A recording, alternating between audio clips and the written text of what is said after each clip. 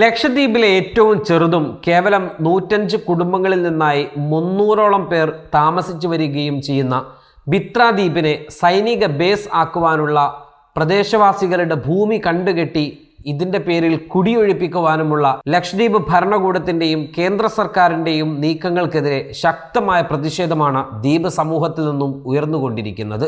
ദ്വീപിലെ ജനവാസമുള്ള 10 ദ്വീപുകളിലെയും സർക്കാർ ഓഫീസുകളിലേക്ക് Indian national കോൺഗ്രസിന്റെ നേതൃത്വത്തിൽ വലിയ പ്രതിഷേധ സമരങ്ങൾ നടന്നുകൊണ്ടിരിക്കുകയാണ്.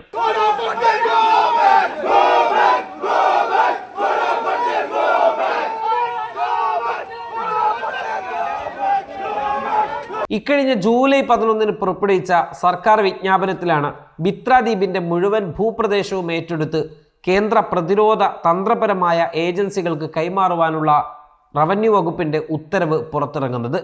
പദ്ധതി നടപ്പിലായാൽ കവരത്തിയിലെ INS ദ്വീപ് രക്ഷക്, മിനിക്കോയിലെ INS ജഡായു തുടങ്ങിയ പ്രതിരോധ സ്ഥാപനങ്ങൾക്ക് ശേഷം 3ാമത്തെ പ്രതിരോധ സംവിധാനമായി ബിത്രയിലേത് മാറും. ബിത്രയിൽ സൈനിക താവളം ഒരുക്കി ജനങ്ങളെ കുടിയിറക്കുന്നതിനെതിരെ ശക്തമായ പ്രതിഷേധമാണ് ലക്ഷദ്വീപിൽ ജനവാസമുള്ള ദ്വീപുകളിൽ എല്ലാം ഉയരുന്നത്. 36 ദ്വീപുകളിലായി 10 ദ്വീപുകളിലാണ് ജനവാസമുള്ളത്.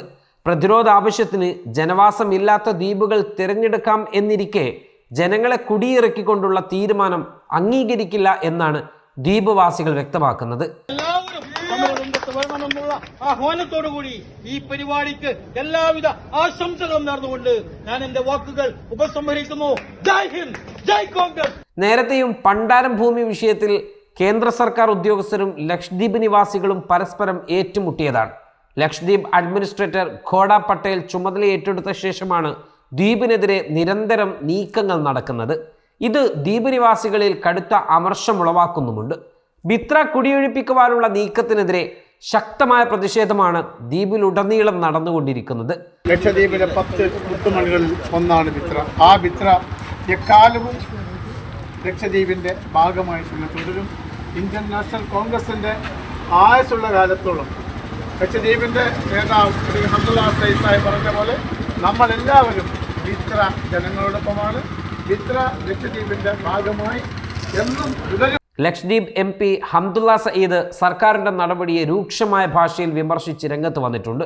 നമ്മുടെ പൂർവികർ കൈമാറിയ ഈ ഭൂമി നമ്മുടേത് മാത്രമാണെന്നും സർക്കാർ നീക്കത്തെ എന്ത് വില കൊടുത്തും പ്രതിരോധിക്കുമെന്നുമാണ് അദ്ദേഹം പറയുന്നത്. പ്രതിരോധ ആവശ്യങ്ങൾക്ക് ആവശ്യമായ ഭൂമി നിരവധി ദ്വീപുകളിൽ സർക്കാർ ഇതിനകം തന്നെ ഏറ്റെടുത്തിട്ടുണ്ട്.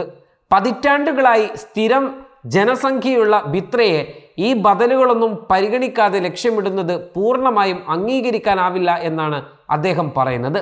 തദ്ദേശവാസികളുമായി യാതൊരു കൂടിയാലോചനയും നടത്താതെ, പ്രത്യേകിച്ച് ദ്വീപുകളിൽ പ്രാദേശിക പഞ്ചായത്തിന്റെ പ്രവർത്തനം ഇല്ലാത്ത സമയത്ത് ഭരണകൂടം ഇത്തരം നടപടികൾ ആരംഭിച്ചതിനെയും അദ്ദേഹം വിമർശിച്ചു.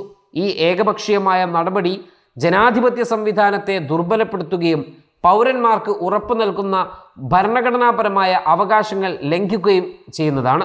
പാർലമെന്റിൽ ഈ വിഷയം ഉന്നയിക്കുമെന്നും പദ്ധതിയെ ചെറുക്കുന്നതിനുള്ള നിയമപരവും രാഷ്ട്രീയപരവുമായ മാർഗങ്ങൾ തേടുമെന്നും പറഞ്ഞ അദ്ദേഹം തീരുമാനമുടൻ പിൻവലിക്കണമെന്നും ആവശ്യപ്പെട്ടു.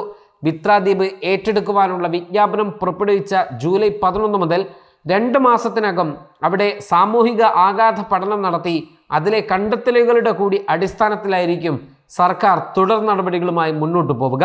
ഇതിനായി ഈ ദിവസത്തിനകം സർവേ നടപടികൾ പൂർത്തീകരിക്കും.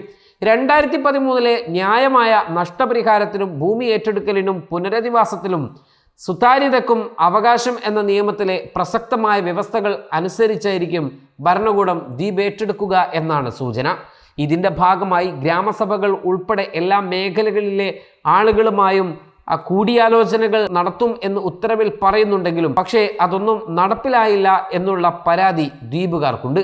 ജൂലൈ 11 വിജ്ഞാപനം പ്രസിദ്ധീകരിച്ച തീയതി മുതൽ 2 മാസത്തിനുള്ളിൽ ഏറ്റെടുക്കലിന് കീഴിലുള്ള നിർദ്ദേശ പ്രദേശത്തിൻ്റെ സർവേ പൂർത്തിയാക്കുമെന്നും അതിൽ കൂട്ടിച്ചേർക്കുന്നു.